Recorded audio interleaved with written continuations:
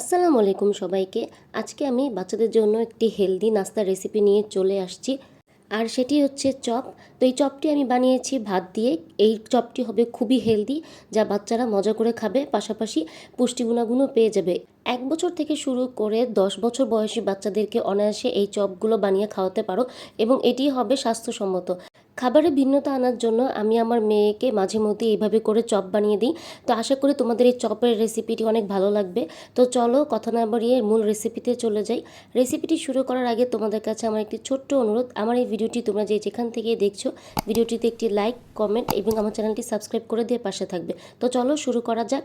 তো প্রথমেই আমি এখানে 1 কাপ আলু গ্রেট করে নিয়েছি, সেটা আমি এখানে দিয়ে দিব। এরপর আমি এখানে গাজর কুচি দিয়ে দিব। আলু এবং গাজর সবার বাসায় মোটামুটি থাকে, এই জন্য আমি দুইটা সবজি দিয়ে দেখাচ্ছি। এরপর আমি এখানে 1/2 কাপ ভাত দিয়ে দিব। ভাতটাকে ভালোভাবে সেদ্ধ করে নিয়েছিলাম। তো এরপর আমি সামান্য পরিমাণ পেঁয়াজ কুচি দিয়ে দিব। এরপর ঝাল অনুযায়ী আমি দুইটা এখানে কাঁচামরিচ কুচি করে নিয়েছি। তোমাদের বাচ্চারা ঝাল খেতে পারলে অবশ্যই এখানে কাঁচামরিচের ঝালটা ব্যবহার করবে। তো এরপর আমি রসুন কুচি দিয়ে দিব। এরপর আমি এখানে 1 কাপ চিজ গ্রেট করে নিয়েছি, সেটা এখানে দিয়ে দিব। তো এরপর যে আমি একটা মুরগির ডিম নিয়ে নিয়েছি, সেই মুরগির ডিমটা এখানে দিয়ে দিব। তোমরা চাইলে এখানে কোয়েল পাখির ডিমও ব্যবহার করতে পারো। এরপর যে আমি 1/2 কাপ বেসন দিয়ে দিব। তোমরা চাইলে এখানে বেসনের পরিবর্তে আটা বা চালের গুঁড়িও দিতে পারো। তো এখন আমি এখানে সামান্য পরিমাণ লবণ দিয়ে দিব স্বাদ অনুযায়ী। তো এরপর আমি দিয়ে দিব এখানে গার্লিক পাউডার, মানে রসুনের গুঁড়া। তোমরা চাইলে এটা স্কিপও করতে পারো। এরপর দিয়ে দিব গোলমরিচের গুঁড়া। তো সব কিছু উপকরণ দেওয়ার পরে আমি এখন ভালোভাবে মাখিয়ে নিব। তোমরা চাইলে এখানে অন্য সবজিও ব্যবহার করতে পারো। বাচ্চা যে সবজি খেতে পছন্দ করে সেটা এখানে দিয়ে দিবে।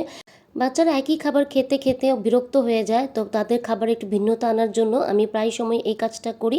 তোমরা চাইলে এভাবে করে বানিয়ে দিতে পারো বাচ্চাদের সামনে, দেখবে বাচ্চারা খুব মজা করে খাবে।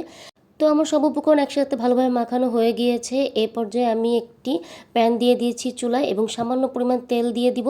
তোমরা চাইলে এখানে তেলের পরিবর্তে ঘিও ব্যবহার করতে পারো। এখন আমি অল্প অল্প করে নিব এবং চপের মতো চ্যাপ্টা করে তেলের মধ্যে দিয়ে দিব এবং চুলার আঁচ একদম লো হিটে থাকবে। আস্তে আস্তে ভাজতে হবে, যেহেতু এখানে সবজি দিয়েছি আমি। 5 মিনিটের মতো হালকা ভেজে আমি দেখব ভাজাটা হয়েছে কিনা। এখন আমার ভাজা হয়নি, তো এর জন্য আমি আরও 5 মিনিটের মতো ভেজে নিব। তো এখানে 5 মিনিট হওয়ার পরে আমি এখন উল্টিয়ে দিব। তো এইভাবে করে ব্রাউন কালার হবে, বেশি ভাজা যাবে না, তাহলে পুড়ে যেতে পারে। এই জন্য চুলার আঁচ একদম লো হিটে রেখে ভাজতে হবে, যাতে ভিতরে সবজিগুলো সেদ্ধ হয়ে যায়। তো আমি সবগুলো এক এক করে উল্টিয়ে দিব এবং আবার 10 থেকে 15 মিনিটের মতো হালকা ভেজে নিব। তো সব উল্টানো শেষ। এখন আমি 10 থেকে 15 মিনিটের মতো ওয়েট করব। তো আমার প্রায় 10 থেকে 15 মিনিটের মতো হয়ে গিয়েছে। তো আমি একটি ফ্রিজে একটা টিস্যু পেপার দিয়ে তার উপরে চপগুলো উঠাবো, যাতে বাড়তি তেলগুলো টিস্যু পেপারে লেগে যায়। তো এভাবে করে আমি চপগুলো সবগুলো একসাথে তুলে ফেলবো এবং ঠান্ডা হওয়ার জন্য রেখে দিব। তো এইভাবে আমি টিস্যু পেপার চেপে চেপে এক্সেস অয়েলগুলো তুলে নিব। তো এরপর যে আমি চপগুলো ভালোভাবে সাজিয়ে দিব। বাচ্চারা সবসময় সাজানো গোছানো জিনিস পছন্দ করে, কালারফুল জিনিস পছন্দ করে। তো ওদের সামনে একটু সাজিয়ে গুছিয়ে দিব, যাতে ওরা দেখে পছন্দ করে এবং খেতে চায়। তো এই জন্য আমি একটু সাজিয়ে গুছিয়ে দিই খাবারটা। তো এরপর যে আমি সামান্য পরিমাণ সস দিয়ে দিব। এই চপগুলো তোমরা বাচ্চাদের স্কুলের টিফিনেও দিতে পারবে। তো বিকালে নাস্তা বা সকালের নাস্তা হিসেবেও দিতে পারবে। তো এই হলো আজকে আমার রেসিপি। আমার এই রেসিপিটি যদি তোমাদের ভালো লেগে থাকে, অবশ্যই একটি লাইক, কমেন্ট, সাবস্ক্রাইব করে দিয়ে পাশে থাকবে। তো আজকের মতো এতটুকুই। আল্লাহ হাফেজ।